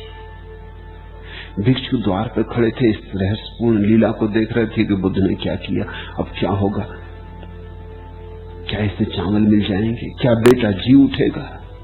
और किस्सा गौतमी जब शांत परम मौन में बड़े प्रसाद से भरी आने लगी तो वे समझे कि मिल गए दाने, चमत्कार होके रहेगा। दौड़े बुद्ध को, उन्होंने कहा कि किस्सा गौतमी आ रही, बिल्कुल शांत है, आंसू बिल्कुल जा चुके हैं, जरा भी बेचैनी दुख की कोई छाया नहीं, लगता है गेहूं वो चावल जो आपने कहे थे मिल गए। बुद्ध ने कहा पागलो, ठहरो, रुको, उसे आने दो। उसे चावलों से बड़ी कोई चीज मिल गई, उसे जीवन का अर्थ मिल गया। वो समझ के आ रही, उसके भीतर किरण उतरी, उसका अंधेरा कट गया है। और जब किस्सा गौतमी आके उनके चरणों में गिरी, उसने कहा मुझे दीक्षा दे। और उसने आंख भी उठा के न देखी उस बेटे की लाश की तरफ। उसने लोगों से कहा ले जाओ, मरघट्टा जला दो, क्योंकि एक बात साफ हो गई कि हम मौत तो घटती ही है, सभी की घटती, देर अबेर, अभी कभी, इससे क्या फर्क पड़ता है। आज की कल, 2 दिन पहले की 2 दिन बाद, मौत तो यहां सुनिश्चित है। जो सुनिश्चित है उससे लड़ना व्यर्थ है। मैंने मौत को स्वीकार कर लिया, और मौत को स्वीकार करते ही मेरे भीतर एक ऐसी किरण उतरी है जो अमृत की है, जिसकी कोई मृत्यु नहीं होगी। ऐसा जीवन का विरोधाभास से भरा हुआ स्वर्ण नियम। तुम सुरक्षा खोजो, तुम असुरक्षित होते जाओगे। तुम प्रेम खोजो और तुम विश्वास से भरते जाओगे। फिर क्या करें? मैं कहता हूं असुरक्षा है, जीवन का सत्य है, सत्य को झुटलाया नहीं जा सकता। तुम्हारी वांछाओं से थोड़ी सत्य चलता है, जैसा है वैसा रहेगा। तुम लाख कहो कि ये वृक्ष के पत्ते पीले हो जाएं, हरे न हो, सफेद हो जाएं, काले हो जाएं, कौन सुनने वाला है? ये वृक्ष के पत्ते हरे, तुम ये सारे पत्ते काट डालो, फिर नए पत्ते निकलेंगे, फिर हरे निकलेंगे, क्योंकि वृक्ष के पत्ते तुम्हारी आकांक्षाओं से संचालित नहीं होते। वृक्ष के पत्ते किसी महान नियम को मानकर चलते, जहां से वे सदा हरे निकलते। जो पैदा हुआ वह मरेगा, जो जवान है वो कल बूढ़ा होगा, जो आज अकड़ा है कल टूटेगा, जो आज आकाश छू रहा है कल कब्र में गिरेगा। ये होने वाला है, इसे बदलने का कोई उपाय नहीं। तुम असंभव को मांगो मत, बस जैसे ही तुमने इसे स्वीकार कर लिया, फिर मैं तुमसे पूछता हूं कहां है असुरक्षा। अब ये बड़े मजे की बात, सुरक्षा को खोजो, असुरक्षा निर्मित होती, क्योंकि जितनी तुम सुरक्षा की मांग करते हो उतनी घबराहट बढ़ती, और उतना ही तुम्हें दिखाई पड़ता है कि सुरक्षा होने वाली नहीं, असुरक्षा हो रही। तो असुरक्षा बड़ी होती चली जाती। तुम्हारी सुरक्षा के अनुपात में, तुम्हारे सुरक्षा की आकांक्षा का जो अनुपात है, उसी अनुपात में असुरक्षा बड़ी होकर दिखाई पड़ने लगती। तुम्हें अपनी हार दिखाई पड़ने लगती, तुम्हें लगता है कि जीत ना पाएंगे, हार निश्चित। मैं तुमसे कह रहा हूं, तुम जान लो कि असुरक्षा तो है ही जीवन का स्वभाव, और सुरक्षा की चेष्टा छोड़ दो। जब सुरक्षा की कोई आकांक्षा ही न रही तो फिर कैसी असुरक्षा? असुरक्षा को कैसे तौलोगे? सुरक्षा की मांग अड़चन डालती। जिस आदमी के जीवन में धन की वासना न रही, वो क्या गरीब हो सकता है? कैसे होगा? धन की वासना के बिना गरीब होने का कोई उपाय ही न रहा, वो सम्राट हो गया। स्वामी राम ने कहा है, एक घर छोड़ा तो सारे घर मेरे हो गए, एक आंगन क्या छोड़ा, सारा आकाश मेरा आंगन हो गया। जब तक कुछ मेरे पास था मैं दरिद्र था, अब कुछ भी मेरे पास नहीं और मैं सम्राट हूं। ऐसी ही है बात। जिनके पास कुछ है वो दरिद्र, कुछ में तो दरिद्रता है ही। फिर वो कुछ, किसी के पास थोड़ा है, किसी के पास ज्यादा है, किसी के पास 2 गज जमीन है, किसी के पास 1000 गज जमीन है, किसी के पास हजारों मील की जमीन है, लेकिन कुछ तो कुछ ही है, थोड़ा हो कि बड़ा हो। दरिद्रता तो दरिद्रता है, मात्रा के भेद से क्या फर्क पड़ेगा? तुम्हारे सम्राट भी तो दीनहीन भिखारी जैसे तुम हो, अंतर कुछ बहुत नहीं। उनके भिक्षा पात्र बड़े होंगे, तुम्हारे भिक्षा पात्र छोटे, बस इतना ही फर्क है। भिक्षा पात्र के बड़े होने से कोई सम्राट होता है नहीं। सम्राट तो वही है जिसने भिक्षा पात्र ही हटा दिया, जिसने कहा कि जीवन जैसा है उससे अन्यथा की हमारी कोई मांग नहीं, हम सुरक्षा मांगते नहीं। असुरक्षा है तो असुरक्षा स्वीकार, असुरक्षा है तो असुरक्षा से हम राजी हैं। मौत आएगी तैयार है, बुढ़ापा आएगा उत्सुकता से प्रतीक्षा करेंगे। जिनके जीवन में विरोध न रहा सत्य का, तथ्य का, उनके जीवन में असुरक्षा अपने आप खो गई। ये तुम्हें हैरानी की लगेगी बात, मैं फिर दोहरा दूं, सुरक्षा मांगी असुरक्षा पैदा होती। असुरक्षा है नहीं, तुम्हारी सुरक्षा की मांग से पैदा हो रही। सुरक्षा की मांग गई, असुरक्षा दी गई, और तब जो शेष रह जाता है वही वास्तविक सुरक्षा है। मैंने सुना है महाराष्ट्र के एक अपूर्व संत हुए एकनाथ, एक आदमी उनके पास बार बार आता था, खोजी था, कहता कि प्रभु कुछ ज्ञान दे। 1000 बार उसे समझा चुके थे, मगर वो कुछ उसकी समझ में आता भी न था। वो फिर आ जाता कि प्रभु कुछ ज्ञान दे, जीवन निष्पाप कैसे हो। एक दिन सुबह सुबह आया, एकनाथ से कहने लगा, आप कुछ तो समझाएं कि जीवन निष्पाप कैसे। उन्होंने कहा, मैं तुझे रोज समझाता, तेरी समझ में नहीं आता, तो मैं क्या करूं? वो आदमी कहने लगा कि आप कैसे निष्पाप हुए ये बता दो, तो उसी रास्ते में भी चलूं। एकनाथ ने कहा कि खैर, अचानक मेरी नजर तेरे हाथ पर पड़ गई, तेरी उम्र की रेखा कट गई, ये बात तो पीछे हो लेगी, इसकी तो कुछ जल्दी भी नहीं है, ये तो तू जन्म भर से कर रहा है, मगर ये मैं तुझे बता दूं कहीं भूल न जाऊं, 7 दिन में तू मर जाएगा, तेरी उम्र की रेखा कट गई। अब जब एकनाथ किसी को कहे कि 7 दिन में तू मर जाएगा तो अविश्वास करना तो मुश्किल, और सब बातों पे चाहे अविश्वास कर लिया हो, मगर इस पे तो कौन अविश्वास करे। एकनाथ जैसा निष्प्रह व्यक्ति कहेगा तो ठीक ही कहेगा। वो तो आदमी घबरा गया, उसके तो हाथ पैर कब गया, वो तो उठ के खड़ा हो गया। एकनाथ ने कहा, कहां चले, बैठो, तुम्हारा प्रश्न तो अभी उत्तर दिए ही नहीं कि मैं कैसे निष्पाप हुआ। उसने कहा, महाराज अब तुम समझो निष्पाप कैसे हुए। इधर मौत आ रही, सत्संग की किसको पड़ी, अब कभी फुर्सत मिली तो आएंगे फिर। एकनाथ ने हाथ पकड़ा कि भागे कहां जाते। वो बोला कि छोड़ो बीजी, इधर बाल बच्चों को देखो, इंतजाम करूं, 7 दिन कहते हो कि 7 दिन में मर जाऊंगा। वो तो भागा, अभी आया था तो अकड़ से भरा था, उसके पैर की चाल देखने जैसी थी, अब गया तो कपने लगा। उन्हीं सीढ़ियों से उतरा मंदिर की, लेकिन सहारा लेके उतरा। घर गया तो बिस्तर पर लग गया। घर के लोगों ने पूछा, हुआ क्या, समझाया बुझाया कि ऐसे कहीं कोई मौत आती, लेकिन उसने कहा कि वो पक्का आ रहा, मौत आ रही, ऐसा इंतजाम कर लो, ऐसा इंतजाम कर लो। सब करके वो अपने बिस्तर पर पड़ रहा। खाना पीना छूट गया, मरते आदमी को क्या खाना पीना। 3 दिन में तो बिल्कुल निढाल होकर पड़ गया, मौत निश्चित आने लगी। घर भर के लोग भी उदास होकर बैठे उसकी खाट के पास। 7वें दिन जब सूरज ढलने के करीब था और वो बिल्कुल मौत की प्रतीक्षा कर रहा था, मौत तो नहीं, एकनाथ आ पहुंचे। अपना दरवाजा खटखटाया। एकनाथ को देख के उस नमस्कार करने तक की आवाज उससे नहीं निकल सकी, हाथ नहीं जोड़ सका, इतना कमजोर हो गया। एकनाथ ने कहा, अरे भाई इतनी क्या बात है? बड़ी मुश्किल से उसने कहा कि और क्या, मौत आ रही। एकनाथ ने कहा, एक प्रश्न पूछना आया हूं, 7 दिन में कुछ पाप किया? पाप करने का कोई विचार आया? उसने कहा, हद हो गई, मजाक की।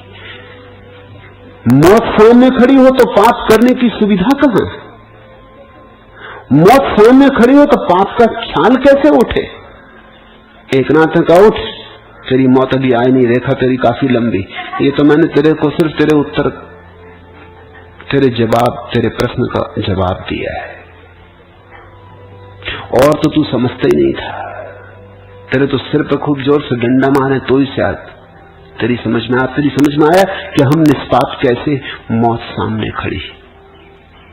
जहां जीवन क्षण क्षण बीता जाता हो, जहां समय चुकता जाता हो, वहां कैसा पाप। जहां मौत सब छीन लेगी वहां कैसा इकट्ठा करना। जहां मौत सब पोंछ देगी वहां कैसे सपने संजोने। जहां मौत आके सब नष्ट कर देगी वहां क्या बनाना। लेकिन एकनाथ ने उससे कहा कि तुझे लाख समझाया, तेरी समझ में ना आया। यही समझाता था सब, लेकिन जब तक तुझे जोर से चोट न मारी गई तब तक तेरी बुद्धि में प्रवेश ना होगा। और कहानी का मुझे आगे पता नहीं क्या हुआ। जहां तक मैं समझता हूं, वो आदमी उठ के बैठ गया होगा। उसने कहा कि छोड़ो, अगर अभी मरना नहीं है तो महाराज तुम अपने घर जाओ, हमें अपना संसार देखने दो। कहानी का मुझे आगे पता नहीं, कहानी आगे लिखी नहीं है, शायद इसलिए नहीं लिखी है क्योंकि मौत की चोट में अगर थोड़ा सा उसको समझ भी आई होगी तो मौत की चोट के हटते ही समझ भी हट गई होगी। वो चोट भी तो जबरदस्ती हो गई ना, आयोजित हो गई। मौत उसे दिखाई थोड़ी पड़ी, मान ली, मानने में घबरा गया। अब जब फिर पता चला होगा कि अभी जिंदगी काफी बची तो वो कहेगा कि महाराज आएंगे, फुर्सत से सत्संग करेंगे, लेकिन अभी और काम, 7 दिन के काम भी इकट्ठे हो गए, वो भी निपटाने। और उस आदमी ने शायद एकनाथ को कभी क्षमा न किया होगा। इस आदमी ने भी खूब मजाक की। ऐसी भी मजाक की जाती महाराज? संत पुरुष होकर ऐसी मजाक करते। शायद उसने एकनाथ का सत्संग भी छोड़ दिया होगा कि फिर ये आदमी कुछ भरोसे का नहीं, फिर किसी दिन कुछ ऐसी उल्टी सीधी बात कर दे और झंझट खड़ी कर दे। आगे लिखा नहीं गया है, नहीं लिखे जाने का मतलब साफ है। नहीं तो हिंदुस्तान में जब कहानियां लिखी जाती तो पूरी लिखी जाती। हिंदुस्तानी ढंग कहानी का ये है कि फिर वो आया होगा, महाराज के चरणों में गिर पड़ा, उसने संन्यास ले लिया और उसने कहा बस अब मैं बदल गया, मगर ये लिखा नहीं तो ये हुआ नहीं। यहां तो ऐसा ना भी होता हो तो भी अंत ऐसे ही होता है। सुखांत होती हिंदुस्तान की कहानी, उसमें दुखांत कभी नहीं होता। सब अंत में सब ठीक हो जाता है। दुर्जन सज्जन बन जाते, असाधु साधु बन जाते, संसारी मोक्षगामी हो जाते, सब अंत में ठीक हो जाता है। मरते मरते तक हम कहानी को ठीक कर लेते। कहानियां हैं कि मर रहा है कोई, उसके लड़के का नाम नारायण, उसने कभी जिंदगी भर भगवान का नाम नहीं लिया। मरते वक्त वो बुलाया नारायण नारायण, अपने बेटे को बुला रहा, ऊपर के नारायण धोखे में आ गए, वो मर गया नारायण कहते कहते, उसको मोक्ष मिला। अब जिनने ये कहानियां गढ़ी हैं बड़े बेईमान लोग रहे होंगे। तुम ईश्वर को धोखा देते ऐसे, और ईश्वर धोखा खाता। ईश्वर तुमसे गया बीता हो गया। वो अपने बेटे को बुला रहा है, ऊपर के नारायण समझे मुझे बुला रहा है। सोचा है कि चलो बेचारा जिंदगी भर नहीं बुलाया, आप तो बुला लिया। ऐसे आखिर में हमने कहानी ठीक कर दी, जमा दी, सब बात सब ठीक ठाक हो गया। जिंदगी भर के पाप, 2 बार उसने नारायण को बुला दिया, वो भी अपने बेटे को बुला रहा। शायद लोग अपने बेटों के नाम इसलिए भगवान के रखते, नारायण, विष्णु, कृष्ण, राम, खुदा बख्श, इस तरह के नाम रख लेते हैं। तो चलो इसी बहाने मरते वक्त खुदा बख्श को ही बुला रहे थे, उसी वक्त खुदा ने सुन लिया और मुक्ति हो गई। ऐसे झूठों से कुछ सार नहीं है। जहां तक मैं समझता हूं वो आदमी अगर तुम जैसा आदमी रहा होगा तो फिर कभी एक नाथ के पास न गया होगा।